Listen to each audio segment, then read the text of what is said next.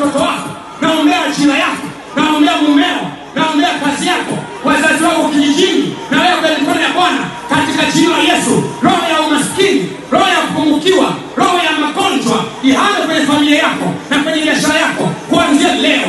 Anayekuloga, imeandikwa hakuna uganga juu ya Yakobo wala uchawi juu ya Israeli, na kuombea kwa jina la Yesu. Natangaza atakayekuloga anyoshe mkono wake, mtego aliotega umrudie yeye, na shimo aliyochimba limrudie yeye. Natangaza kuanzia leo katika jina la Yesu, hautachukuliwa msukule wewe, wala kulogwa wewe, wala ajali ya kichawi, wala moto wa kichawi, wala upepo wa kichawi, wala mafuriko ya kichawi, wala ajali ya kichawi. Na ifuta kuanzia leo.